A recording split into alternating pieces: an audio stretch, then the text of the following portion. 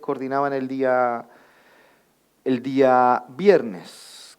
El orgullo que hay en el corazón, amén, esa necedad constante de querer hacer lo que a nosotros nos parece bien, olvidando que lo bien viene de Dios, amén, y no de nuestro propio consejo o de nuestra propia experiencia. Dice la palabra en Proverbios capítulo 6, se lo leo porque voy a avanzar, ponga atención. Dice la Escritura, 6 cosas aborrece Jehová. Y luego dice, el corazón que maquina pensamientos inicuos. Amén.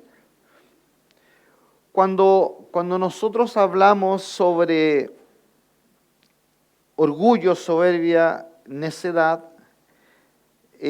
normalmente creemos que esto lo sufre aquel que no conoce al Señor.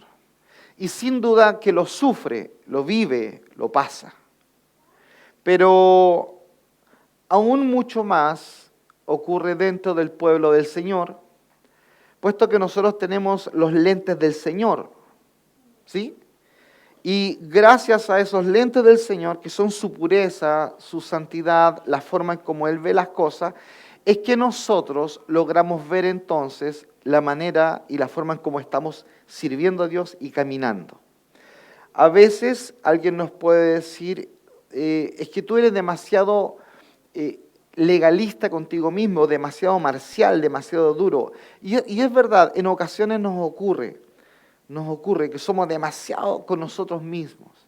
Y eso pasa precisamente porque no tenemos los lentes, amén, que tienen las personas que no conocen al Señor. Nosotros tenemos los lentes del Señor. Y por esa razón, amén, tenemos esta mirada en ocasiones. Quiero que podamos leer el libro de Isaías, amén. El libro de Isaías, capítulo 14, verso 12, 13, 14 y 15.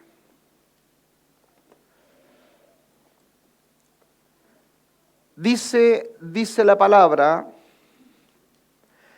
mas caíste del cielo, oh lucero, hijo de la mañana, cortado fuiste por tierra, tú que debilitabas a las naciones. Tú que decías en tu corazón, subiré al cielo en lo alto, junto a las estrellas de Dios, levantaré mi trono. Y en el monte del testimonio me sentaré a los lados del norte. Verso 14. Sobre las alturas de las nubes subiré y seré semejante al Altísimo. Mas tú derribado eres hasta el Seol, a los lados del abismo. Amén. Y voy a leer otra porción de la Escritura que está en el libro de Ezequiel, capítulo 18, verso 11 en adelante.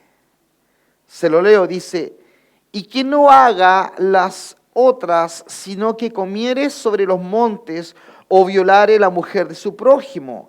Al pobre y menesteroso, dice, oprimiré, cometiere robos, no devolviere la prenda o alzare sus ojos a los ídolos e hiciere abominación.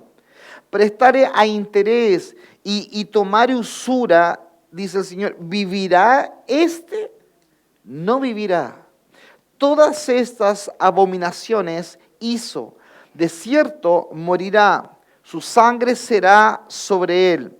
Pero si éste engendrare hijo, el cual viere todos los pecados que su padre hizo, y viéndolos no hiciere según ellos, no comiere sobre los montes, ni alzare sus ojos a los ídolos de la casa de Israel, la mujer de su prójimo no violare, ni oprimiere a nadie, la prenda no retuviere, o no cometiere robos, o al hambriento diere de su pan y comiere, ¿verdad? Y compartiera aquello y cubriere con vestido al desnudo, si éste apartare su mano del pobre, interés y usura no recibiere, guardare mis decretos y anduviere en mis ordenanzas, este dice, no morirá por la maldad de su padre, de cierto vivirá.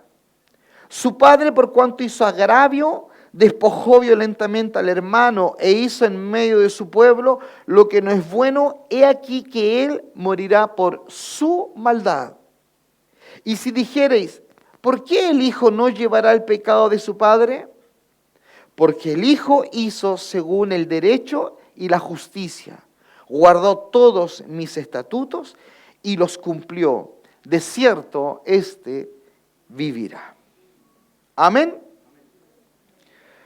Fíjese por favor que la Biblia no dice cómo entró el pecado, amén, en el universo. Pero sí nos revela cómo ingresó a nuestro mundo y que además se originó antes de que su presencia precursora de la muerte se sintiera aquí, en esta tierra. La Biblia, amén, se caracteriza porque la palabra revela, la Escritura revela, que si bien muchas situaciones de la palabra se muestran con mucha claridad y otras tienen asideros a lo largo de toda la palabra. Ellas, dice la Escritura, que ellas van confirmándose una a otra. Siempre la palabra se confirma por sí misma. Amén. Ahora, te decía que es característico de la revelación de las Escrituras que si bien no nos dice todo lo que nosotros quisiéramos saber, nos cuenta todo lo que necesitamos conocer para permitirnos cumplir con las exigencias de la vida y para vivir victoriosamente sobre el pecado y las circunstancias. Amén. Por eso para hacer esto no es necesario que conozcamos el origen primitivo de las cosas, pero es esencial que conozcamos la naturaleza y el carácter del pecado que ha acosado al mundo desde que fue recibido por nuestros primeros padres.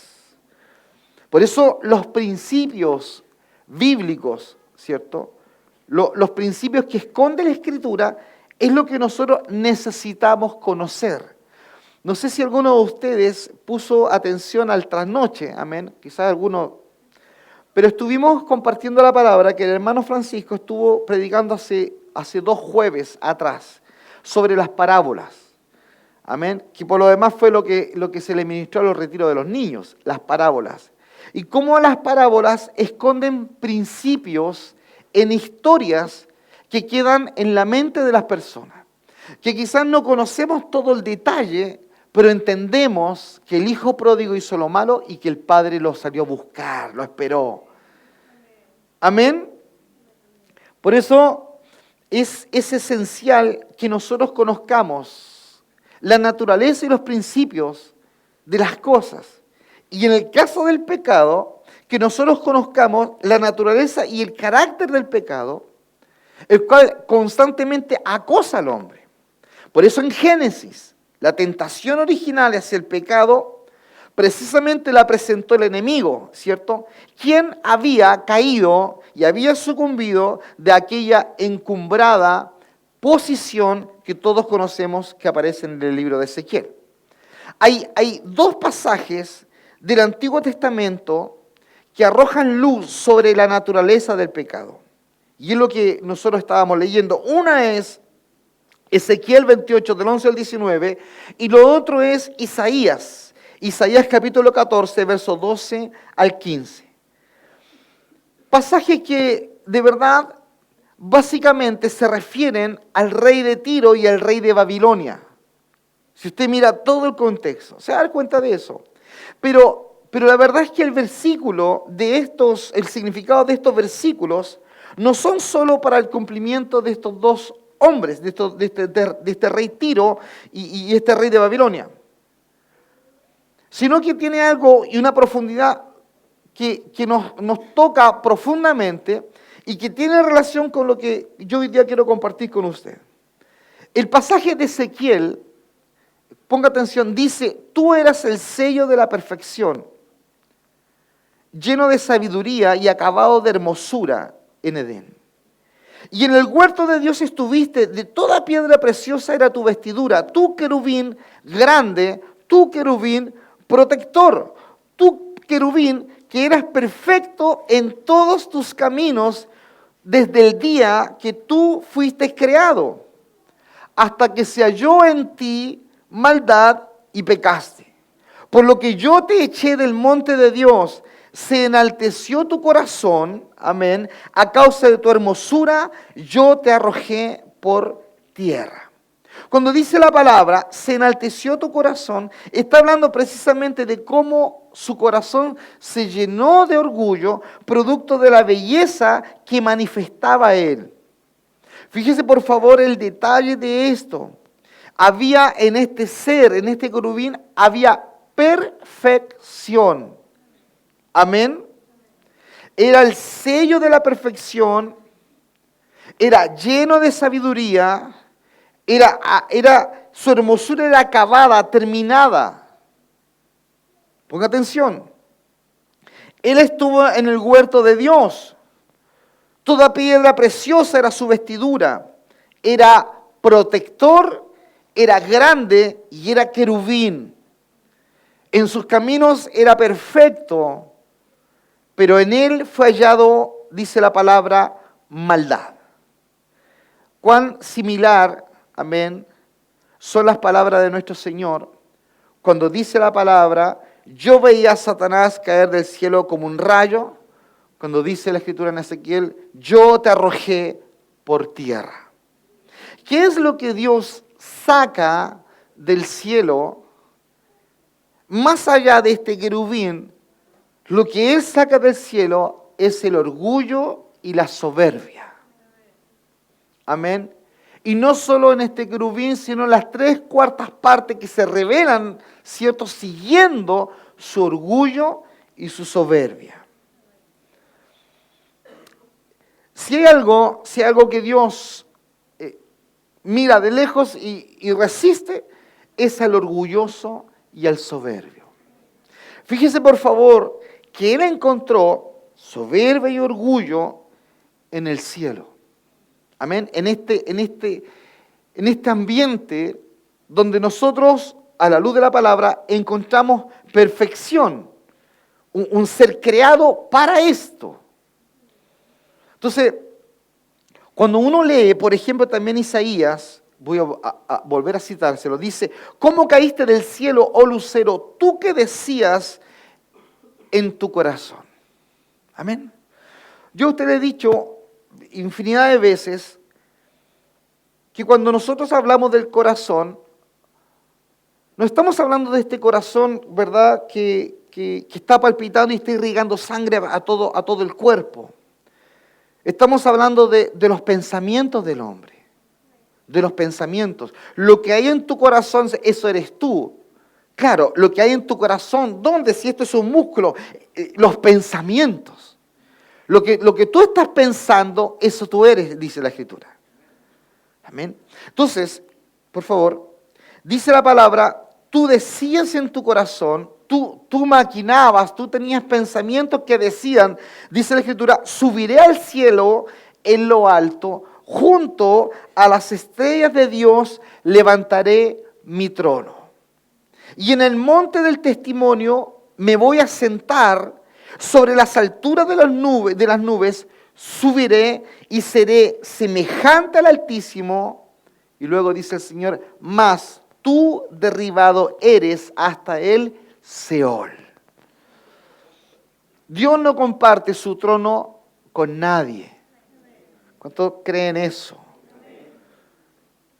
Aquellos que dicen en su corazón, subiré al cielo junto a las estrellas. No, Dios los saca hacia afuera. Por eso, los personajes históricos, yo le decía, a quienes básicamente hacen referencia a estos pasajes, ellos no podrían agotar el pleno significado de estas enunciaciones extraordinarias que sin lugar a duda tienen un significado mucho más profundo que la historia de estos reyes o de las circunstancias que ellos estaban viviendo. ¿Por qué lo digo? Porque este método de revelación de la verdad se emplea en muchas partes de la Escritura. En los salmos mesiánicos, ¿cierto? Donde el salmista escribe, y aunque aparentemente se está refiriendo, ¿verdad?, a sí mismo, él hace declaraciones que en su totalidad podrían referirse al Mesías. Salmo 2, Salmo 22, Salmo 110. La Escritura lo hace de esta manera y va encontrando una confirmación en cualquier otra parte de la Escritura también. Por lo tanto, tenemos una base para inferir que estos pasajes tienen una aplicación secundaria y principal con respecto a la obra de Satanás y de cómo Dios actúa cuando a alguien se le revela. Cómo Dios actúa cuando la soberbia, la autosuficiencia y el corazón que cree que se puede poner por sobre Dios, cómo Dios actúa con aquello. Este que ocupó el encumbrado cargo de guardián y de protector del trono de Dios. Él fue la estrella del día, la cual sustentaba una posición de gloria no superada, ¿cierto?, cerca del sol de justicia. Él. Por eso es importante examinar esto y no quedarnos con el rey, sino que decirle al Señor, Señor, háblanos y muéstranos cuánta soberbia y autosuficiencia hay en nosotros.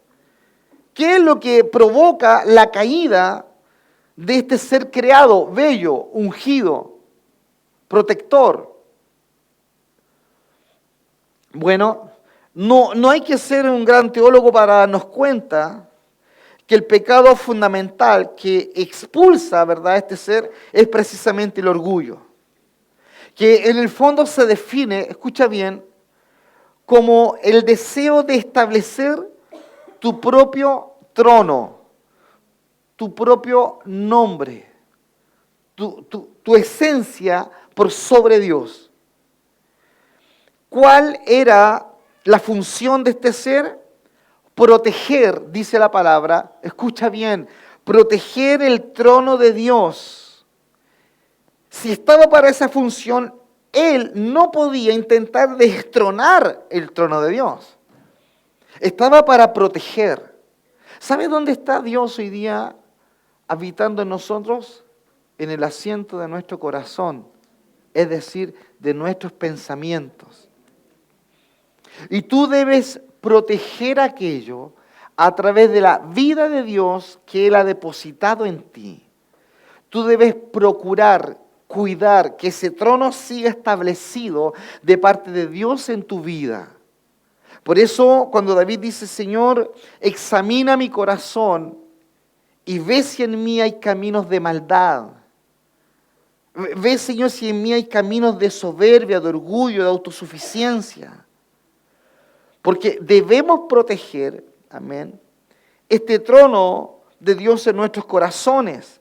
¿Protegerlo de qué? ¿De quién? De nosotros mismos. Amén. El orgullo es tan terrible que condujo a la exaltación propia, ¿cierto? Y que se viene a expresar siempre en obstinación. De hecho, la esencia de su pecado era que él quería ser independiente de Dios. Y nosotros escuchamos este relato, leemos Ezequiel, leemos Isaías y decimos, oye, este que era pasado, este lucero, este querubín, ¿cómo se le ocurre? Y nosotros hacemos lo mismo. Amén. Solo que no tenemos tanta belleza como él. Nosotros hacemos exactamente lo mismo con nuestros actos. Si nuestros actos van determinando cosas. Yo a alguien le decía, si antes de exigir cosas, mejor actúa, obra. Y las personas van a ver. Porque después de la confesión, después del arrepentimiento, después de estoy arrepentido o quiero cambiar, y todo el mundo aplaude eso y dice, pucha, qué bueno, nos alegramos, y luego toda la multitud espera el cambio, que lo que se dice en palabras se materialice en comportamiento, en obra, en pedir perdón. Porque una cosa es decir, sí, amén, perdonamos al hermano, pero ¿de verdad? ¿Te acercaste, pediste perdón, restauraste? Una cosa es decir, sí, amén, vamos a leer la Biblia, pero ¿la estás leyendo? O llega la hora del discipulado y cuando te preguntan, tienes que poco menos que inventar que avanzaste, aunque sean 2 capítulos. ¿Estamos leyendo? Somos creyentes que decimos, sí, la palabra es inerrante, la palabra es vida, la palabra es pan. Amén. ¿La estamos leyendo? ¿La estamos comiendo? ¿O esperamos el sermón del día domingo para ser instruidos? Y eso es todo. La esencia, repito, de su pecado era que él quería ser independiente de Dios. Por eso el orgullo es la autosuficiencia de un espíritu egoísta, que lo único que desea, es, escuche bien, es una independencia desenfrenada en su quehacer. Por eso cuando las personas tienen una relación con Dios, Dios viene a tratar con el ego y con el yo. Y los que decían, no, a mí no me manda nadie, ¿qué tengo que andar avisando? Cuando Dios toca el corazón, esa persona se somete en forma natural, en forma voluntaria. Cristo lo dice, este pueblo dice, se me va a presentar voluntariamente. Por eso hay personas que, no sé, de pronto tienen que viajar y dicen, pastor, mire, voy a viajar, voy a tal lugar, y nosotros decimos, amén, gracias por avisar, así podemos estar orando, sabemos dónde está. Es una situación natural que se da. Pero en esencia el hombre no es así. El hombre es obstinado en su propio andar, en su propio consejo. Y cuando Dios toca y te hace parte de un cuerpo, parte de una iglesia, Dios precisamente trabaja aquello. Por eso yo te decía, la iglesia de niños tiene una función, es funcional. Las personas que atienden a tus hijos han preparado una clase, se han preparado. Y lo mínimo que esperan es que usted avise, ¿sabes qué? Mi hijo no puede ir por esta o esta otra razón. Entonces cuando las personas viven esa independencia desenfrenada, de no rendirles cuentas a nadie, de caminar según su propio evangelio, en el fondo esconden orgullo, esconden soberbia. Es como que un día usted viene al culto y se le queda su pie derecho en la casa, hermano, y dice, no voy a ir. No, si usted es parte de un cuerpo, usted es parte de una iglesia, usted es parte de un organismo vivo y que está palpitando por diferentes lugares. Palpita desde la música, desde la adoración, desde la alabanza escritural, palpita desde la predicación a la calle, en la esquina de una plaza, desde los micrófonos de un programa radial. Está palpitando a través de la visita al hospital, al huérfano, al desamparado. La iglesia está palpitando, la iglesia está irrigando sangre, mandando vida. Dice la palabra que la vida está precisamente en la sangre.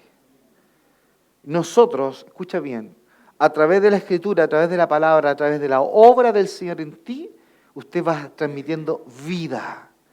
Yo conversaba con alguien esto de cuando nosotros, ¿cierto? La iglesia alaba el nombre del Señor y los ministros de alabanza alaban el nombre del Señor, lo que están haciendo es transmitir vida. Y el que está necesitado, el que viene agonizando, empieza a recibirlo. Esto es tan lindo, esto es tan maravilloso, porque nosotros venimos cada uno de nuestras responsabilidades como padres, abuelitos, primos, hijos, lo que usted sea en su grupo familiar, y cuando llega a este lugar, todo empieza a tomar forma y todo empieza a encajar. Y usted se da cuenta que usted pertenece al lugar porque usted se siente en su esencia. Usted se siente como un bebé que está en la guatita de su mamá y disfruta del líquido amniótico y se mueve. Es su esencia. Y cuando lo sacan, necesita su esencia e inmediatamente viene la situación de apego y la ponen al lado del pechito de su mamá porque es su esencia, siempre estuvo con ella. Escuche bien, usted siempre estuvo con el Señor. Siempre. La Biblia dice, mi embrión vieron tus ojos, Señor. Por eso cuando las personas descubren que son de Dios y comienzan a adorar y comienzan a ministrar al Señor, la palabra empieza a encajar y empezamos a descubrir que siempre nosotros estuvimos en el plan de Dios. Siempre.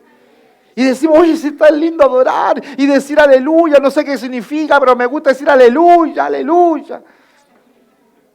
Y es como que extraña la situación.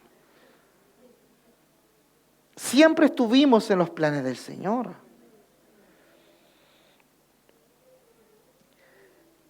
Levantaré mi trono, dice, y seré semejante al Altísimo. Mi trono levantaré y seré semejante al Altísimo. El gobierno del yo, el gobierno de en esencia aparecer. Eso es lo que hacía este ser creado. Levantaré mi trono y seré semejante al Altísimo. Fíjese por favor de cómo este pecado, amén, es fundamental en la caída de este ser creado y de cómo intenta entronar el yo a expensas de Dios. ¿Por qué a expensas de Dios? Porque Dios lo creó, Dios le dio belleza, Dios lo puso como protector, Dios le dio autoridad, Dios le dio unción, Dios te dio. Dios te dio gracia. Dios puso palabra en ti. Hasta sabiduría a veces sale de tu boca. Hasta a veces te piden un consejo y yo he escuchado mucho decir, y pastor, y de pronto hablé y le mandé el inmenso consejo. Y fue el Señor, si a mí no me cae la menor duda, hermano. Si Dios siempre hace lo mismo, Él usa burritos, hermano. Él se buscó un burrito para entrar a una ciudad. Amén. ¿Se acuerda de eso, cierto? Y todos decían, amén, aleluya, hosana, bendito. Y ponían ahí palmeras, hojas a los pies del Señor. Y el burrito, ¿qué decía? El burrito decía, ¡ay, cómo me aplaude! Normalmente el burro dice lo mismo. Oye, me vinieron a escuchar predicar. Oye, me vienen a buscar a mí me están preguntando. A los chicos les gustó más mi clase. Burro, por hermano. El burro decía lo mismo. Mira cómo nos aplauden y no saben nada que estaban aplaudiendo al que estaba arriba de él. Amén. ¿Cuántos burros dicen amén? Amén. Esa es la idea. Que quienes nos escuchan por radio sepan que esto es una iglesia de burritos nomás. O sea, aquí es lo importante, aquel que va montando al burrito. A expensas de Dios. ¿A cuánto Dios le ha dado dignidad? Perdón, bondad, salvación, justicia. Ha puesto consejo, palabra, gracia. Usted ha logrado desarrollar una clase bonita para los niños, una alabanza preciosa. ¿A cuántos? Dice la palabra, levantaré mi trono y seré semejante al Altísimo.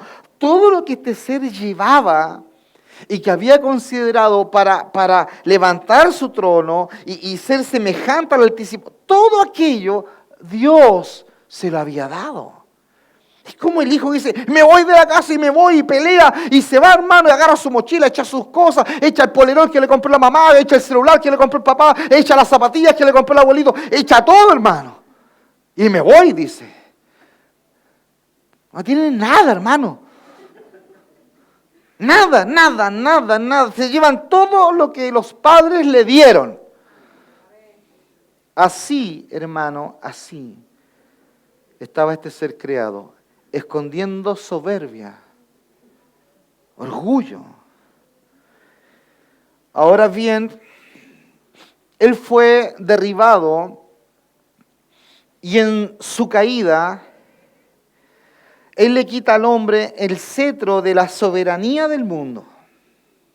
Y ahora él reina como Dios de este mundo. esa autoridad, ese cetro, ese báculo, ¿usted ha visto ese báculo que usan los reyes, verdad? Y nombran a Sir, cierto caballero, y lo arrodillan ahí. Sir Wala. Ese cetro. Porque ese báculo no es nada, no es el bastón de Luke Skywalker, no es una espada, es un símbolo. Amén. El báculo, el cetro, cuando el rey se sienta en su trono y tiene el cetro, tiene la autoridad, es el símbolo. Bueno, ese cetro, ese símbolo lo tenía Adán, lo tenían ellos. Y cuando el hombre peca, este cetro cae de su mano y lo toma la serpiente. Y la serpiente gobierna ahora con esa autoridad. Por eso él dice, si postrado, le dice el Señor, si postrado me adorares, todos los reinos del mundo que a mí me han sido dados, yo te daré. Porque la autoridad estaba en él. Por eso cuando Cristo muere en la cruz y resucita, y luego, ¿cierto?, le dice a sus discípulos, ahora ir por todo el mundo y predicar el Evangelio. ¿Por qué? Dice, porque toda autoridad me ha sido dada. ¿Cuál? La que se perdió en Génesis. Él la vino a recuperar. Entonces le dice, toda autoridad ahora me ha sido dada. Por tanto, ahora, dice, id y predicar el Evangelio, porque esa autoridad está puesta en la iglesia. Entonces, si bien es cierto, te decía, él fue derribado, pero en su caída, ¿verdad? Él le quita al hombre el cetro de la soberanía y ahora él viene a reinar. Por eso es importante entender que en Edén, él plantó la simiente del mismo pecado trágico, mintiendo y prometiendo cosas. ¿Cuál, pastor? La misma que ocurrió en el cielo. Cuando él es derribado, la misma ocupa ahora en Génesis 3:5 en la tierra. Dice la palabra, cuando coman de ese árbol, llegarán a ser como Dios. Insistente, ¿eh? Amén. No me resultó en el cielo, bueno, me va a resultar en la tierra. Él siempre ha querido eso, pone atención. Satanás, el diablo, siempre ha querido usurpar el lugar de Dios. ¿Dónde? En el trono. La pregunta es, ¿dónde está ahora el trono de Dios en tu vida? En tu corazón, en tus pensamientos. Y lo que no le resultó en el cielo, Él ha procurado hacer guerra con nosotros y ocupar el trono de tus pensamientos. Ahí Él quiere gobernar. Y es ahí donde tú tienes que procurar tener cuidado. Porque cuando tus pensamientos de orgullo y soberbia se esconden detrás de un aspecto de religiosidad, causan daño. Tú dañas a tu hermano, dañas a tu hermana, dañas a tu iglesia y dañas a los tuyos. Dañas tu hogar, dañas a tu esposa o a tu esposo, tu entorno, tus hijos o ustedes mismos, hijos, jóvenes. Cuidado con esa soberbia que escondes dentro de esa apariencia de cierto grado de inocencia. De que quizás tú tienes, no sé, capacidad para estudiar y eres muy inteligente y te va muy bien. Y de pronto tu papá o tu mamá o tu abuelito, tu tío te preguntan, oye, ¿me puedes ayudar con esto? Y dices, ay, pero ¿cómo no te das cuenta? No sabes. ¿Sabes a ti, joven, sabes tú quién te dio inteligencia? Dios. Ten cuidado con esa soberbia de saber más que los padres. Ten cuidado. Porque eso, escucha bien, lo único que busca es destronar la autoridad que Dios puso sobre ti. Y esa autoridad está diseñada por Dios y se llaman padres. Dios los puso. Dios los puso. Él puso profesores que te están educando y quizás cuando tú estudies y seas profesional, probablemente ellos ya se jubilen y sean ancianos. Ten cuidado cómo los mires. Porque Dios pone autoridad. ¿Para qué? Para regularnos a nosotros. No quiere decir que tú no seas más capaz. Es probable que seas más capaz con tus padres, tecnológicamente, digitalmente, quizás lo seas. Pero eso no determina que ellos no sigan siendo tu autoridad. Siguen siendo tu autoridad. Cuando uno pierde el sentido de saber que Dios ha dejado un orden. Y uno cree que porque yo lo sé, yo debo ocupar aquel lugar, uno se extravió. En ese momento tú te extravías. Es como la mujer que ha sido puesta bajo la autoridad del varón. Pero como quizá ella resuelve situaciones más rápidamente, cree que se puede poner sobre el varón. No es así, no es el diseño de Dios. Entonces, tiene mucha belleza y además esconde muchos principios que nosotros debemos considerar. Porque el orgullo y la soberbia nosotros normalmente la asociamos a la primera apariencia. Y es verdad, hay gente que es soberbia y orgullosa de entrada, hermano. Amén, amén. ¿Cuántos dicen amén? Pero además está el otro.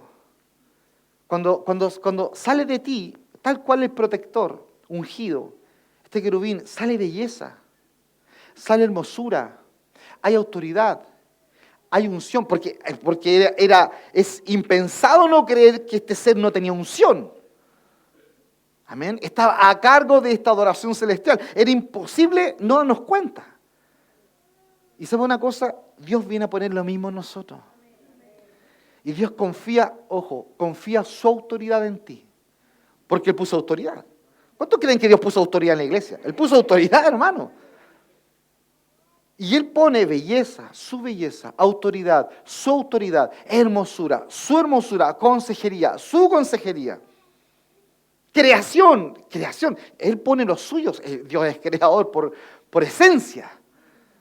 Y de pronto estos seres creados nos olvidamos, hermano. Nos olvidamos porque somos envenenados por esta serpiente de Génesis 3:5. Que nos habla y nos susurra, cuando coman de ese árbol, llegarán a ser como Dios. Por favor, compare esto con seré semejante al Altísimo. En esencia es el mismo veneno. Es el mismo veneno de soberbia, es el mismo veneno de orgullo, es el mismo. Por eso debemos pararnos y detenernos y decir, Señor, ¿qué tal si examina mi corazón, Señor? ¿Qué tal si los jóvenes dicen, Señor, examina mi corazón?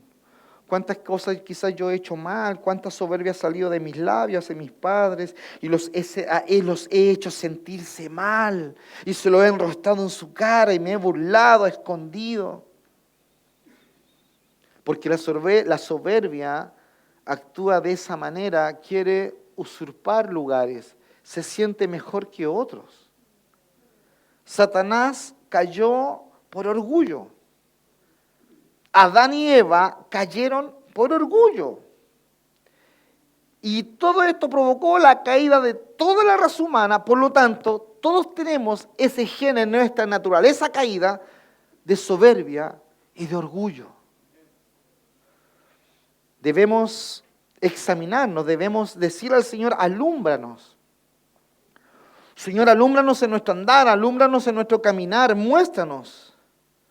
Porque es precisamente este pecado que reside en este pecado el soporte de todos los otros pecados. El deseo de ser amos de nuestras propias vidas y ser independientes de Dios.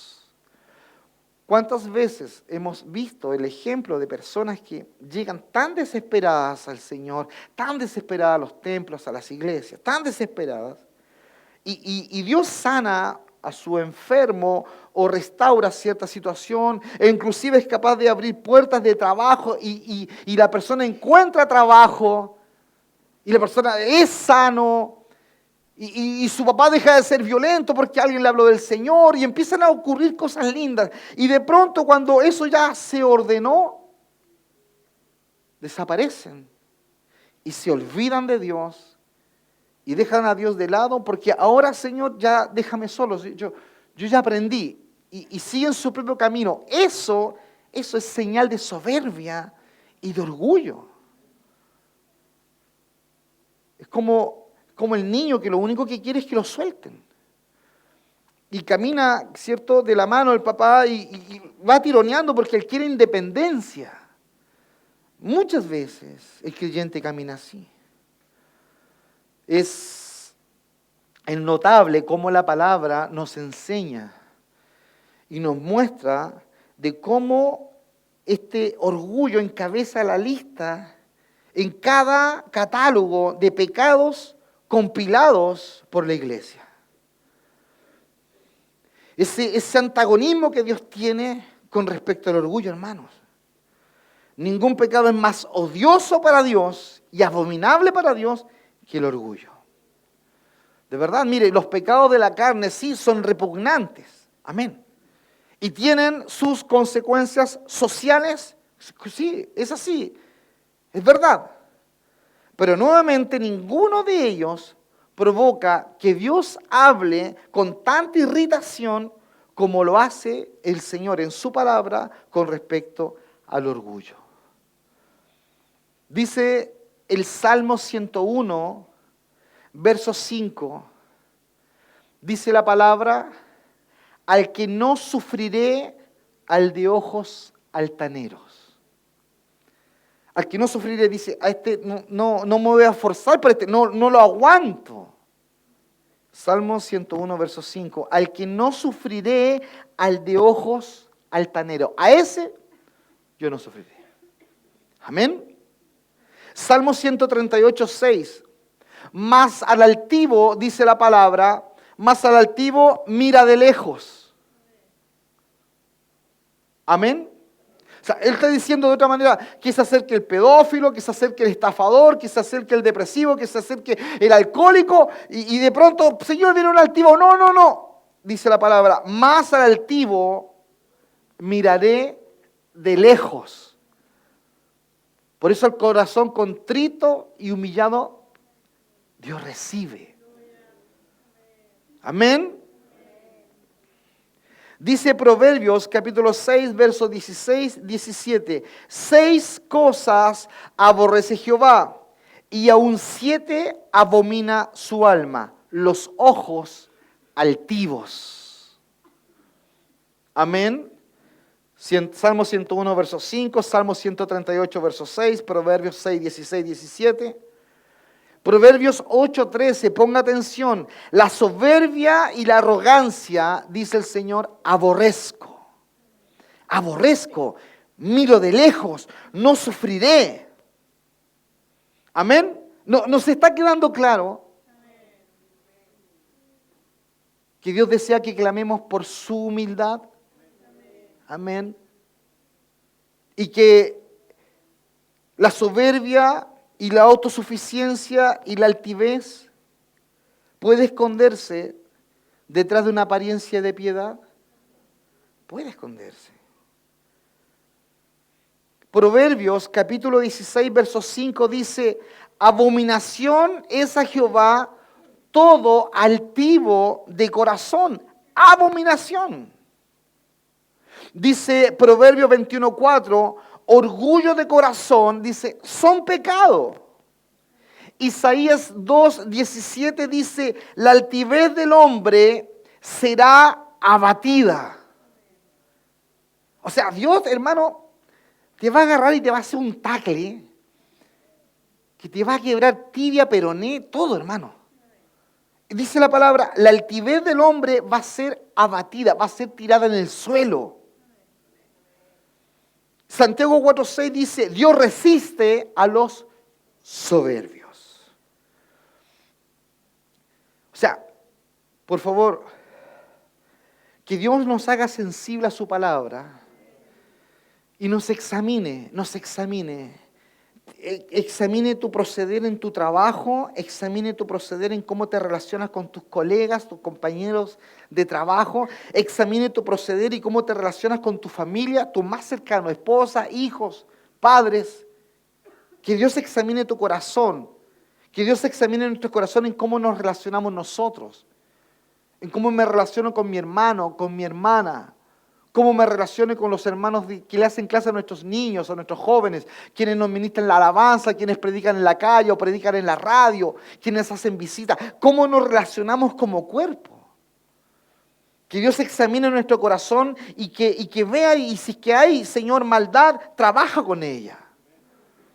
Porque es muy fácil considerar que porque Dios te usa en un área, tú eres mejor que otros. Eso es muy fácil, es muy sencillo. ¿Hay material suficiente en nuestro interior para creer eso? Hay material suficiente. La naturaleza caída está hambrienta, está ávida de comer de esto. Ella se alimenta del reconocimiento, se alimenta del triunfo personal, se alimenta de esto. Estos versos, Salmos, Proverbios, Santiago, amén, expresan, escuche bien, el repudio, ¿verdad? El odio, el antagonismo de Dios respecto al orgullo y la arrogancia, la altanería, la altivez. Dios tiene una fijación con esto. La arrogancia, la altivez, la altanería. De pensar en tu interior, allá en el fondo de tu corazón, con cara humilde, que en el fondo tú eres mejor que el hermano. Van a ver cuando me toque coordinar, ahí van a ver cómo lo hago yo. Soberbia, altanería. ¿Y sabes qué? Y Dios te usó. Y la altanería aparece de nuevo. Disfrazada de religiosidad y espiritualidad, por supuesto. Aparece y dice, para la gloria del Señor, Él me usó. Es una abominación para Él querer nosotros despojarle del trono de donde Él manda en nuestro interior. Pero pastor, yo jamás diría eso. Pero lo haces. Claramente ninguno de nosotros diría, pero yo quiero ser independiente de Dios, yo quiero hacer las cosas diferentes a Dios. No, claramente alguien que ha leído la Biblia no va a decir eso. Pero nuestros actos hablan tan fuerte en ocasiones que es donde debemos poner ojo.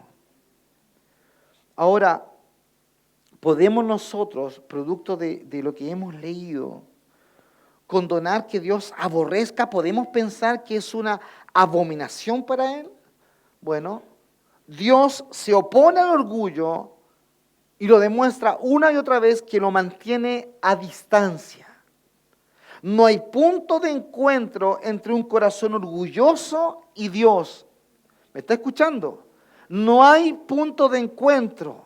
No hay punto de encuentro. Pero pastor, yo conocí a alguien tan orgulloso. Sí, a ese orgulloso Dios lo quebrantó.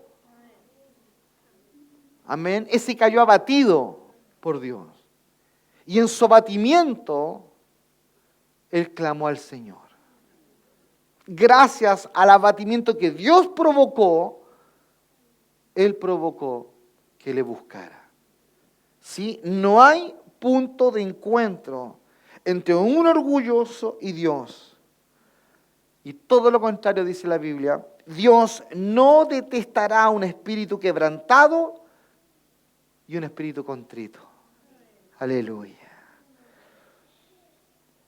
Cuando uno lee Santiago, capítulo 4, verso 6, dice, pero Él da mayor gracia, por esto Dios, dice la palabra, dice, Dios resiste a los soberbios y da gracia a los humildes.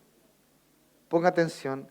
La palabra soberbios en Santiago 4:6 significa literalmente alguien que se considera por encima de otras personas. Amén. ¿Qué fue lo que se encontró en este ser creado? Soberbia. Me pondré por sobre, seré como, es el deseo siempre del enemigo. Ocupar el lugar de Dios. Por eso Dios resiste al soberbio, porque conoce lo que busca. El soberbio, el orgulloso busca su propio camino, que es sinónimo de destronar a Dios, de sacarlo del trono de su corazón y conducirse según su propio criterio. Por eso al soberbio lo resiste, lo mira de lejos, no lo sufre. Amén. Por eso cuando tú andas soberbio, cuando tú andas altivo, ten de seguro que tu caída viene. Así dice la Escritura. Antes de la caída del quebranto, hay soberbia, hay altivez de espíritu. Ten la seguridad, no es profecía, está escrito. Cuando tú te sientas soberbio, cuando tú te sientas altivo, porque Dios te está usando, porque Dios te ha ubicado en un trabajo donde eres bien remunerado y además te reconocen, cuando hay situaciones que vienen, ¿verdad?, a traer levadura en tu interior y tú ves que esto empieza a emerger en ti, se empieza a provocar un estado de ebullición y no lo puedes controlar y te gusta y lo saboreas, ten la seguridad de que si eres hijo, Dios te va a quebrantar. Amén. Por eso es bueno, maravilloso es leer la Escritura cuando David dice, examina mi corazón, Señor. Porque me noto altivo, me noto soberbio, orgulloso y más encima me gusta. Usted tiene que decírselo al Señor. Y no quiero que me guste, Señor. Quebrántame, tócame, me quiero humillar hasta que tú, Señor, me des luz y yo pueda salir de este estado. Porque le voy a decir algo más, es un estado atractivo. Es un estado que atrae al hombre. ¿Por qué? Porque hay belleza de Dios. Y las personas te dicen, y las personas te hablan y te reconocen. Oye, cómo Dios está bendecido. Oye, pucha, qué lindo trabajo Dios te dio. Oye, cómo Dios te usa. Hermano, hermana, cuando usted habla, cuando usted me vino a visitar esa vez, porque nadie ha venido, pero usted vino y sabe una cosa, y ocurrió esto en mi interior. Ten cuidado. Porque todo eso son las credenciales de Dios. No eres tú, es Dios. Este ser creado no se daba cuenta que estaba tratando de usurpar el lugar de Dios con lo que Dios le había dado. Es lo que te decía de los jóvenes. Usan su inteligencia, todo el desarrollo que han podido tener intelectualmente y académicamente y se lo enrostran a aquellos que le dieron la vida. Eso no es correcto, eso no es bíblico. Dios aborrece, no soporta al soberbio. No lo soporta, no hay punto de encuentro. Por eso de seguro que cuando un hijo de Dios camina en ese estado, de seguro que Dios trae quebranto. Por amor, Dios quebranta. Para que el hijo se vuelva en sí. ¿Cuántos han sido quebrantados por Dios? Baje su manito. Vuelvo a preguntar, ¿cuántos orgullosos altivos han sido quebrantados por Dios? Amén.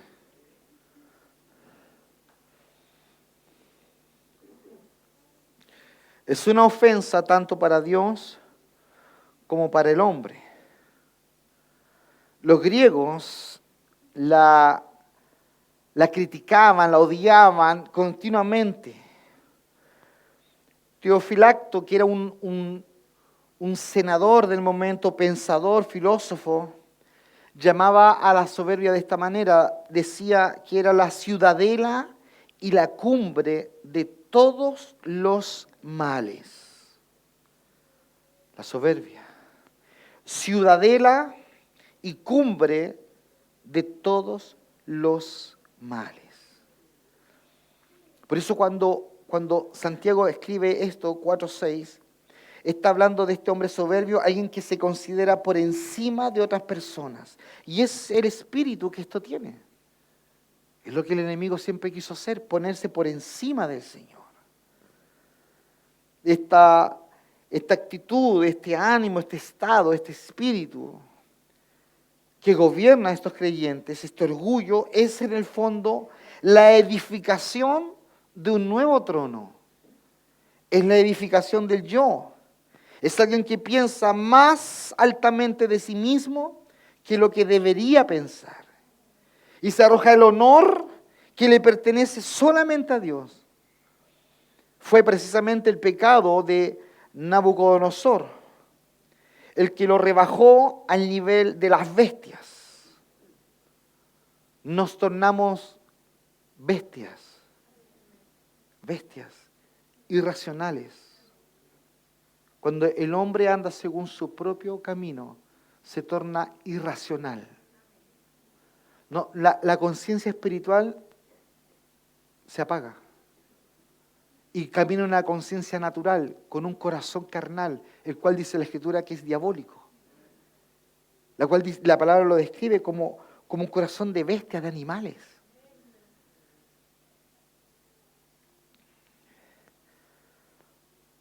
Uno encuentra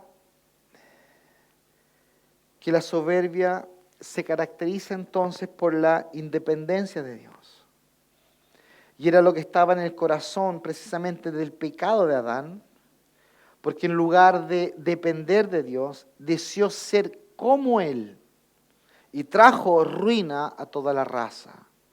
Y no solamente ser como, sino que tomar el lugar de. Por eso el orgullo no desea ser visto ni por Dios ni por el hombre. Es perfectamente autosuficiente y tiene enormes contrastes con el Hijo de Dios. Dice la palabra en Juan 5:30, Cristo dice, no puedo yo hacer nada por mí mismo. El soberbio dice, déjenmelo a mí, yo puedo hacerlo. Yo no necesito consejo. Yo no necesito estar llamando, ¿qué voy a necesitar discipulado? ¿Y para qué voy a leer la Biblia? ¿Y por qué tengo que orar? ¿Por qué tengo que callar y escuchar a mis padres?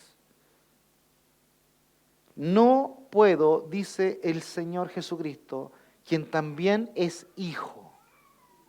Escuchen los hijos. No puedo yo hacer nada por mí mismo, sino lo que oigo decir al Padre. Porque mientras hablo con ustedes, decía el Señor, yo estoy escuchando al Padre. ¿En qué se gloriaba Él? En su dependencia del Padre. Qué lindo. Qué hermoso es escuchar a alguien decir, no puedo, tengo que preguntarle a mi papá. Y los amigos, ay, pero ¿cómo vas a preguntar a tu papá? ¿Cómo voy a consultar a tu mamá? Qué lindo oír a un hijo o una hija decir, no puedo, no lo sé todavía, tengo que hablar, tengo que pedir permiso, tengo que hablar con mis padres. Eso ubica al hijo en esencia lo que es un hijo. Y le da la autoridad al padre, honra al padre en lo que ha sido dejado como padre. Por eso dice la palabra, hijos, honren a sus padres. Hagan que ocupen el lugar que tienen que ocupar, aunque no tengan el nivel académico o preparación que tú estás teniendo. Ubícate en el orden de Dios, porque si tú no te ubicas, Dios lo va a hacer y va a quebrantar tu vida. Ubiquémonos en las autoridades que Dios nos ha puesto, pastores, un presidente de la República, un encargado, un director de colegio, un inspector, un jefe de sección, un jefe de bodega, donde tú te desarrollas. Hay autoridades y han sido puestas por Dios. Cristo honra al Padre, lo honra diciendo, no puedo yo hacer nada por mí mismo. El espíritu de este mundo, escucha bien, gobierna a las personas para que no se sometan a las autoridades. Y las voces y los ruidos que nuestros jóvenes escuchan normalmente tienen relación con esto, de no someterse a las autoridades, donde el Estado pasa a ser autoridad sobre los hijos y el padre es desplazado y la madre es desplazada. Ese es trabajo del enemigo. Y tenemos que verlo, gracias a que leemos la Biblia, podemos leer los tiempos que estamos viviendo y lo que está ocurriendo en nuestra propia nación, para que usted se entere de lo que está pasando en nuestro país. No necesita escuchar CNN, lo que usted necesita es leer la Biblia y comparar y darse cuenta que si no se ajusta, amén, algo anda mal. Cristo se glorió en su dependencia de su Padre. El orgullo se gloría en ser hecho por uno mismo. Y el ser hecho por uno mismo implica un cierto desprecio hacia los demás. Lucas 18:11 dice, Dios, te doy gracias porque no soy como los otros hombres, ni aun como este publicano. ¿Y con quién está hablando, según él? Con Dios. Amén. Vuelvo a repetir, el orgullo se gloría en ser hecho por uno mismo. Y además implica un cierto grado de desprecio por los demás. Lucas 18:11, Dios, te doy gracias porque yo no soy como los otros hombres. Te doy gracias porque no soy como este inoperante. No soy gracias porque no soy como este que tartamudea. Doy gracias porque no soy como este que se pone nervioso. Doy gracias porque... ¿Me está entendiendo? Ni como este publicano que llega al culto y se tira al suelo y se pone a llorar y se quebranta. Te doy gracias, Señor, porque no siempre llego así. Pida para llegar así. Pida quebranto al Señor, pida sensibilidad a Él. Este relega a cualquier otro mortal a un papel siempre menor en su vida. Así hace. Usa a otras personas como telón de fondo para demostrar su propio brillo. Siempre. El hombre soberbio considera que los demás están por debajo de él.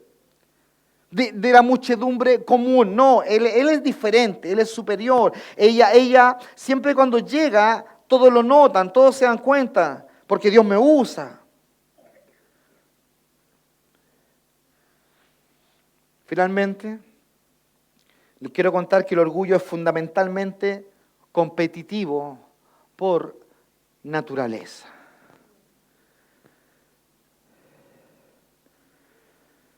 Siempre va a buscar compararse para poder superar a otros y nunca va a encontrar en el otro la bendición que él tiene para su vida. Siempre va a buscar el momento para aparecer. Siempre se va a adaptar a todo, al temperamento, se va a adaptar a la condición hasta que aparezca en la situación. Es notablemente fluido. Puede ser, hermanos, humilde o altanero a voluntad. Siempre. Es como el camaleón. Se va ajustando, pero siempre el fin de ese ajuste es su propio ego y su propio yo. Amén. Usted debe ajustarse con un solo fin: la gloria de Cristo. La gloria de Cristo. Cuando la gloria de Cristo aparece, todos quedamos encandilados, a todos nos ensellece y solo brilla Él. Y solo brilla Él. ¿Usted le ha pasado que de pronto un haz de luz, un reflejo de un vidrio, de una ventana, y usted cierra los ojos y no ve nada? Eso pasa cuando Él aparece. Cuando Él baja y está en medio de nuestras reuniones y está con nosotros, solo Él brilla, solo Él nos habla. Por eso haríamos bien hoy en que nos preguntemos, ¿cierto? Señor, alúmbrame y muéstrame, Señor, muéstrame, porque quizás estoy dañando a mi hermano, a mi esposa, a mi esposo o a mis padres con mis actitudes constantes, creyendo que estaba bien, que simplemente estaba pasando un mal día y que eso, Señor, justificaba mi actuar. Pero la verdad es que nada, a la luz de la Biblia, justifica el actuar orgulloso, nada. Todo lo contrario. Si nosotros hemos de vivir vidas edificadas en Él y vidas maduras, entérate por favor que tu familia te necesita humilde. Tu iglesia te necesita humilde. Tu iglesia te necesita con un corazón contrito y humillado. Vamos a orar, amén. Vamos a orar al Señor sobre esto en particular. Yo no quiero que usted se desentienda del trono de Dios. No quiero que usted se desentienda del ánimo de este ser creado, de cuando Él dice, subiré y seré semejante al Altísimo, levantaré mi trono. No se desentienda de eso, porque hay un trono. Dice la palabra que en el cielo hay un trono, de donde Él gobierna, y gobierna nuestras vidas también del trono de nuestro corazón. Hay un trono. Y aquel que está sentado en el trono merece gloria y merece honor. Amén. No te desentiendas de aquello. Hay uno que está sentado en el trono, que merece toda gloria y toda honra. Y que todo lo que nosotros de alguna manera podamos tener hoy en nuestras vidas es simplemente lo que Dios nos ha dado. Es simplemente lo que Él ha puesto por gracia en nuestras vidas. Vamos a orar donde usted está. Padre, te damos gracias por tu amor y tu piedad con nosotros. Tú, Señor, llegas en el momento justo y nos hablas, Señor, lo que necesitamos oír. Padre, yo te pido, Dios, que tú provoques en nuestras vidas un querer ser examinados y no huir del examen. No huir del examen. Hoy estamos, Señor, en este lugar convocados porque hemos venido a estar contigo. Y tú has venido, Señor, a hablarnos. A hablarnos. Y creemos que nos has hablado. Creemos, Señor, que nos has tocado justo en el nervio, en lo esencial, en lo principal, que es cuidar nuestra altivez, cuidar nuestras actitudes. Padre, no deseamos caminar según nuestros propios conceptos, preceptos, ideas. Queremos caminar según tu deseo, Señor. Padre, enséñanos a honrar tu nombre, a honrar tu belleza, a constantemente decir que tú fuiste aquel que nos dio el trabajo, los estudios, el hogar, los padres, la vestimenta, que fuiste tú, Señor. Y no guardar silencio, porque en ese silencio, Señor, se alimenta aquella soberbia que escondemos. Padre, gracias por este domingo que tú nos has traído para oír esto, Señor, oír esto. Padre, a ti sea toda la gloria, a ti sea toda la honra, a ti sea todo el poder. Señor, muchas gracias. Aleluya. Póngase de pie, póngase de pie. Póngase de pie y por favor mastique esta palabra. Empieza a rumiarla y sáquenle toda la riqueza para su vida. Jóvenes, sáquenle toda la riqueza a esta palabra para sus vidas. Ancianos, saquen toda la riqueza de esta palabra para sus vidas y bendigan sus familias, bendigan a su iglesia. Hagan partícipe a quienes les rodean de lo que Dios ha hecho en sus vidas, confesando que siempre es Él y nunca somos nosotros. Aleluya. Padre, gracias, gracias. Levante sus manos a Él. Su belleza y su hermosura es digna de ser alabada, de ser exaltado. Aleluya. Sí, Señor. Me rodea cautiva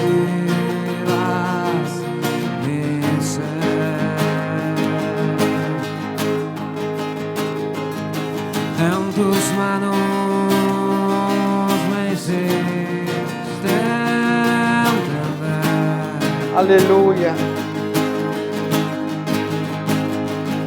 Y como llama, soplaste en mí.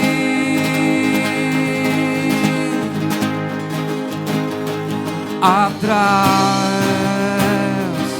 mi alma a ti.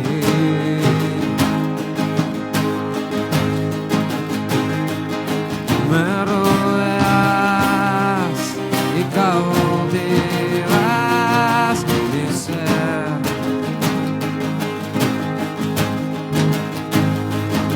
En tus manos me hiciste entender. Y comprendí, Señor, cómo llamar. Soplaste en mí. Y tú vienes como un río. Oh, inundas mi ser. Y tú vienes como un río. Oh, y no te detendrás. Tú vienes como un río. Inundas mi ser, mi Señor. Tú vienes como un río. Oh, y no te detendrás.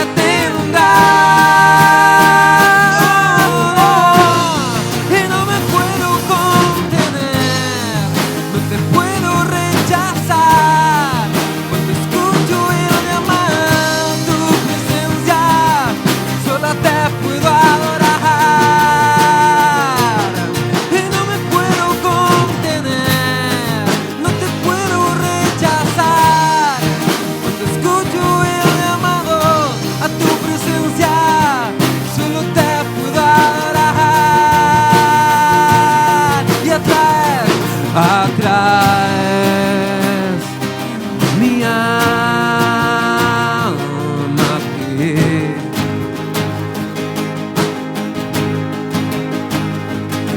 Me rodeas y cautivas